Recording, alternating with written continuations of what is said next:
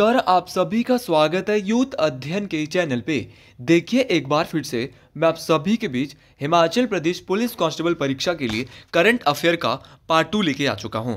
Part 2 का जो पहला क्वेश्चन है कि वर्ष 2025 में भारतीय अंतरिक्ष अनुसंधान संगठन इसरो के नए अध्यक्ष कौन बने हैं। तो इसरो के जो नए अध्यक्ष 2025 में बने हैं वो बने हैं वी.आर. नारायणन।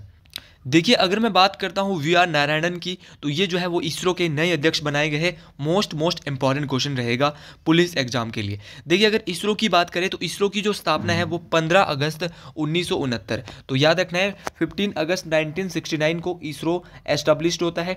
अगर मैं इसरो की हेडक्वार्टर की मुख्यालय की बात करता हूँ, बहुत बार क्वेश्चन पूछने वाला है इसका, मुख्यालय भी आपसे पूछ सकता है। तो इसरो का जो मुख्यालय है वो बेंगलुरु कर्नाटक में स्थित है, इस बात को भी आपने याद रखना है। अब क्वेश्चन पूछने वाला क्वेश्चन से पूछेगा कि नए अध्यक्ष कौन है, तो आपने याद रखना वी.आर. नारायणन।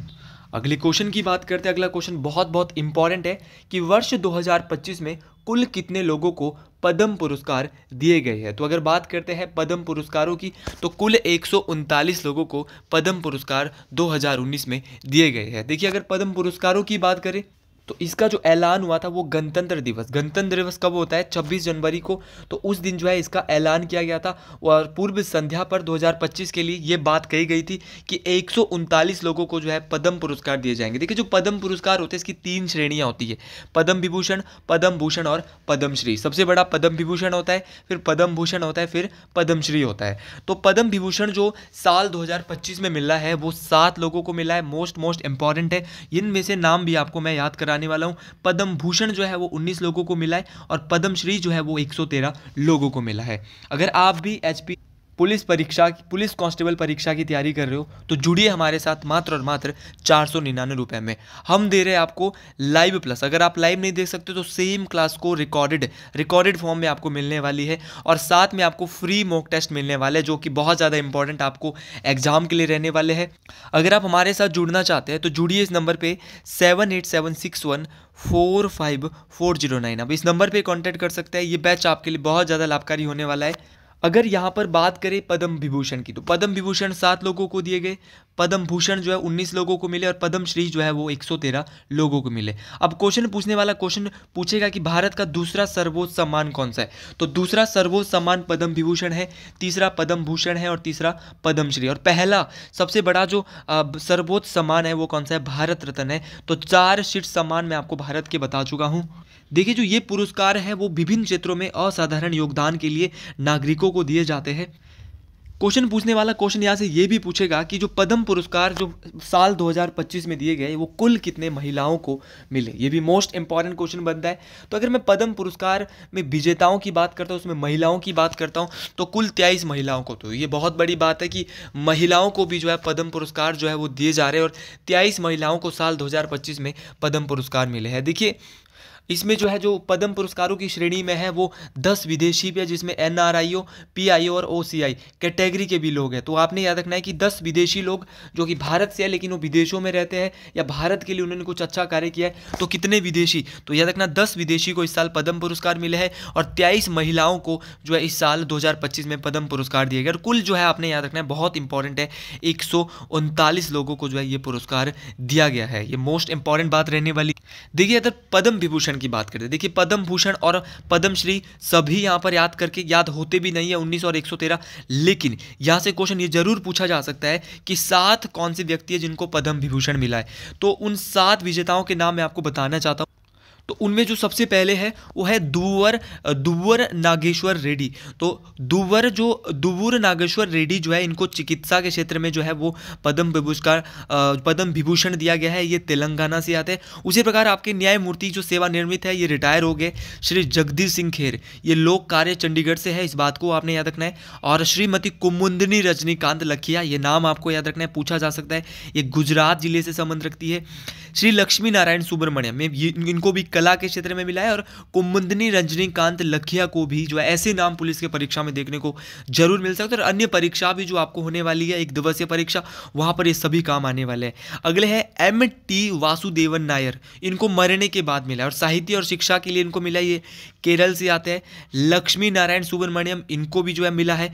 इसके अलावा ओसामू सुजुकी, ये जो है ओसामू सुजुकी, इनको भी मरणोपरांत जो है, तो 3 लोग ऐसे हैं, MT Vasudevan Nair, Osamu Suzuki और शारदा सिन्हा, इन तीनों को जो है वो कि क्या मिला है, मरणोपरांत। तो ये इनके ज़्यादा चांस रहने वाले हैं, तो इन तीनों को आप जरूर याद करके जाए।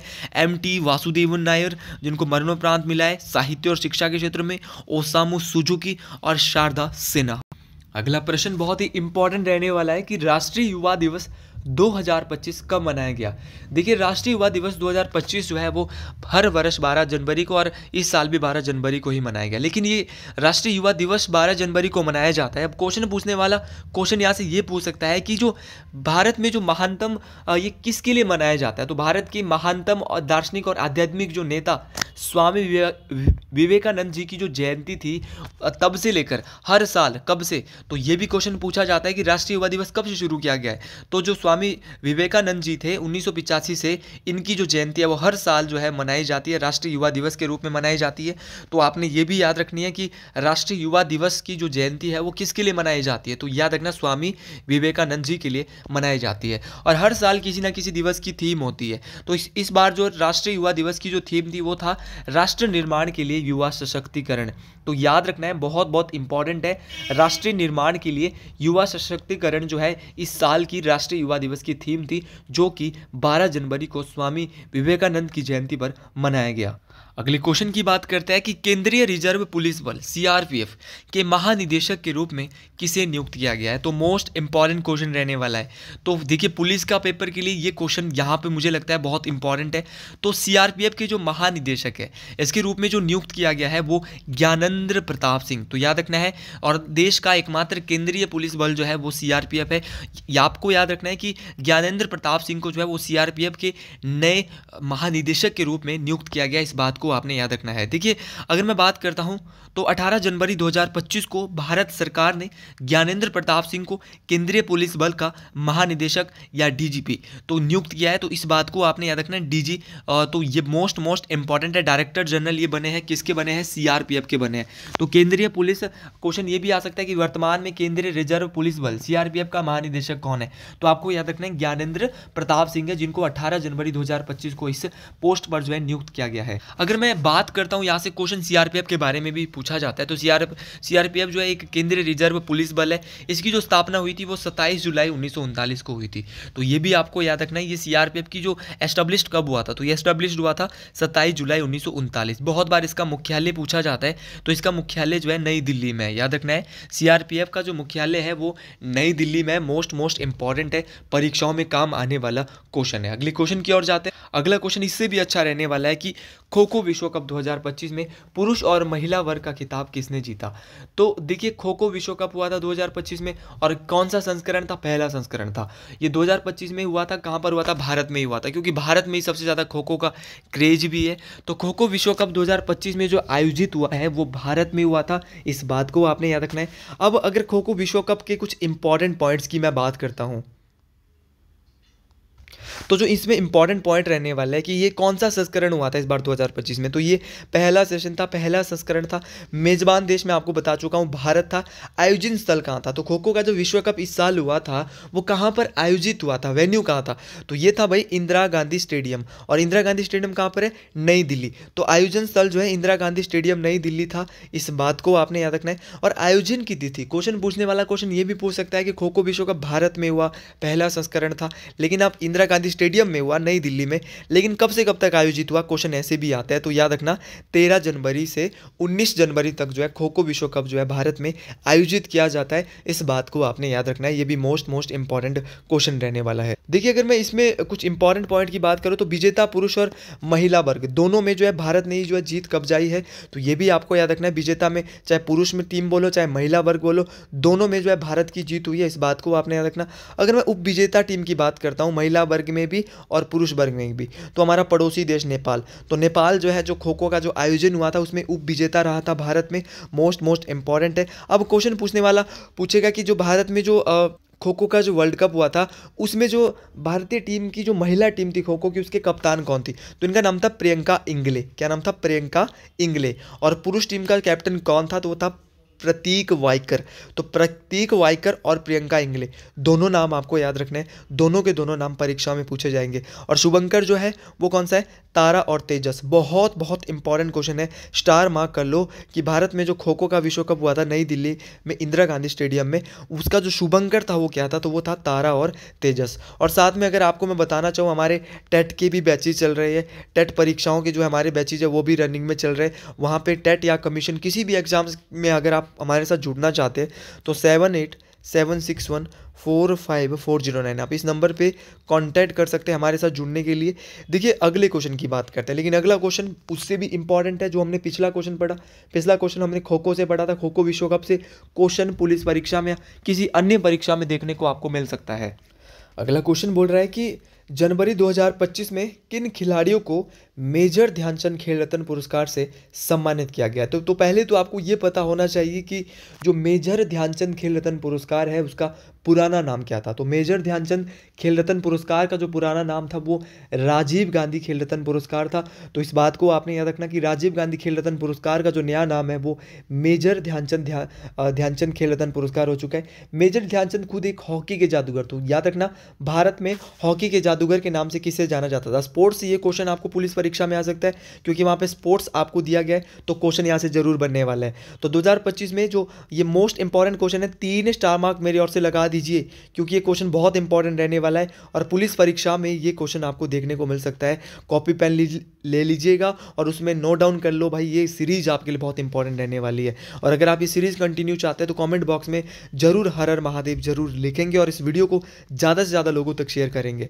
तो 2025 की बात हो रही है तो कितने लोगों को मिला? तो आपने याद रखना मनु भाकर को, डी गुकेश को, हरमनप्रीत सिंह को और प्रवीण कुमार को। तो 4 लोगों को, मनु भाकर आपको पता है निशानेबाज है, डी गुकेश ओलंपिक में भारत के लिए मेडल लाए थे, हरमनप्रीत सिंह हॉकी के गोलकीपर है और हॉकी के ये जादूगर अगर मैं कहूँ इनको भी, तो इन्होंने भी बहुत जो है प्रभावित किया है भारतीय टीम को। और साथ में मिला था प्रवीण कुमार को, शायद ये क्रिकेट खेलते हैं प्रवीण कुमार। और अगर मैं इन सभी की बात करूं तो 2025 में इनको मेजर ध्यानचंद खेल रत्न पुरस्कार से, बाकी मुझे प्रवीण कुमार से मैं ये नहीं हूं कि ये प्रवीण कुमार कौन से, लेकिन आपको नाम याद रखना है। 4 लोगों को मिला, मनु भाकर, डी गुकेश, हरमनप्रीत सिंह और प्रवीण कुमार। तो ये चारों ही नाम बहुत ज़्यादा इंपॉर्टेंट रहने वाले हैं और इन सभी को 2025 में जो है वो मेजर ध्यानचंद खेल रत्न पुरस्कार से जो है सम्मानित किया गया है। तो ये सारे के सारे नाम इंपॉर्टेंट आपके लिए रहने वाले।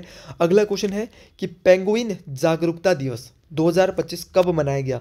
तो पेंगुइन जागरूकता दिवस, आप बोलेंगे गुरुजी अगर ऐसा क्वेश्चन परीक्षा में आ गया तो दिक्कत खड़ी कर सकता है, तो आप बिल्कुल भी जो है वो करंट अफेयर को भी साथ लेके चले क्योंकि कभी कभार क्या होता है कि एग्जाम में करंट अफेयर की जो वेटेज है वो ज़्यादा रहती है और जहाँ पे बच्चा सोचता है कि करंट अफेयर कम आने वाला है और वहाँ पे जो है वो सिलेबस को पढ़ता है लेकिन करंट अफेयर को छोड़ देता है। तो करंट अफेयर कहीं ना कहीं आपके लिए इंपॉर्टेंट रहने वाले और इस सीरीज आपके लिए बहुत इंपॉर्टेंट रहने वाली है।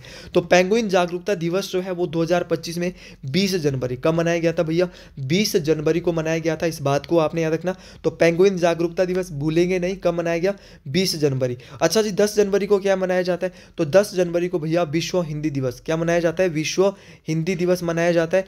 और आपका जो 9 जनवरी है, देखो जनवरी यहाँ पे मैं पढ़ा रहा था तो जनवरी अभी हुआ है तो पूछा जा सकता है, 9 जनवरी को प्रवासीय भारतीय दिवस क्या मनाया जाता है भाई? याद रखना, प्रवासीय भारतीय दिवस जो है वो 9 जनवरी को मनाया जाता है, मोस्ट इंपॉर्टेंट है।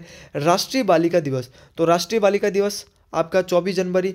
और पर्यटन दिवस और मतदान दिवस, तो राष्ट्रीय पर्यटन दिवस और मतदान दिवस जो है वो 25 जनवरी को मनाया जाता है। और गणतंत्र दिवस मैं आपको बता चुका हूँ 26 जनवरी को मनाया जाता है। तो ये सारे के सारे डे आपके लिए इंपॉर्टेंट रहने वाले हैं, परीक्षाओं में काम आने वाले डे है और ये करंट अफेयर के लिए भी आपके लिए बहुत इंपॉर्टेंट रहेगा। अभी 2 या 3 दिन पहले 8 मार्च को क्या मनाया?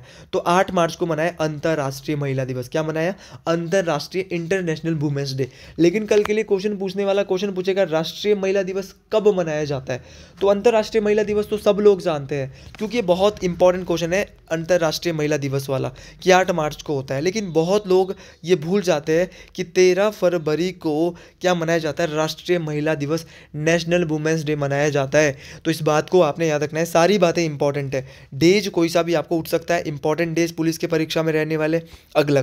अगला क्वेश्चन बोल रहा है कि अमेरिका के 47वें राष्ट्रपति के रूप में किसने शपथ ली है।